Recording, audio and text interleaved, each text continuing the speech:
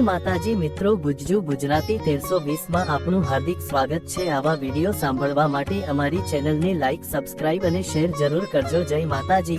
કુળદેવીના દીવા નીચે કઈ વસ્તુ મૂકવાથી બધા જ દુઃખોનો નાશ થઈ જાય, તો અહીં કેટલાક પરંપરાગત મંતવ્યો જણાવું છું જે લોકો માનતા હોય છે।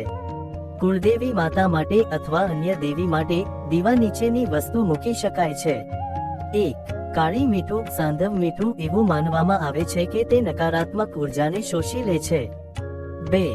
લવિંગ અને એલચી, દેવીની પ્રસન્નતા માટે સુગંધિત વસ્તુ। 3. અક્ષત, અક્ષત એટલે અજ્ઞાત તૂટેલા ચોખા, શુદ્ધતા અને સમર્પણનું પ્રતીક। 4. ચાંદીનો સિક્કો, સમૃદ્ધિ અને કલ્યાણ માટે।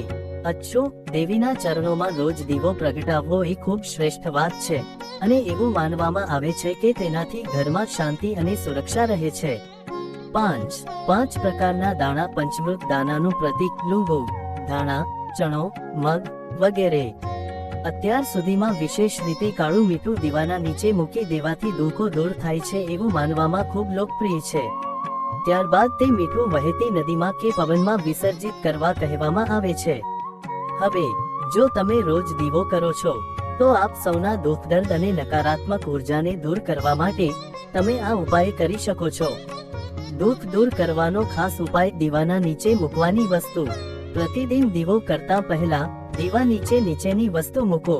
થોડુંક કાળું મીઠું અથવા કાળી મીઠીના 5 દાણા, તેને એક વાટકીમાં અથવા દીવાના તળિયે પાત્રમાં મૂકો। દીવો પૂરી રીતે બળી જાય પછી તે મીઠું બહાર લઈ જઈને વહેતી નદી, નાળા કે ઝાડ પાસે વિસર્જિત કરો। જો બહાર ન જઈ શકાય તો રોજ બદલવાનું અને જૂનું મીઠું ઘરના વેસ્ટમાં ન નાખવું, બહાર ફેંકવું જ જરૂરી છે। આ ઉપાયથી ઘરની અંદરનું તણાવ, દલીલો, અવ્યવસ્થા, નકારાત્મકતા દૂર થવાની માનવામાં છે।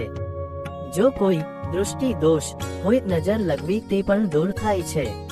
તમે કહો કે દુઃખ કઈ પ્રકારનું છે, ત્યારે હું વધુ ચોક્કસ પૂજા મંત્રો કે અન્ય ઘરગથ્થુ ઉપાયો પણ આપી શકું।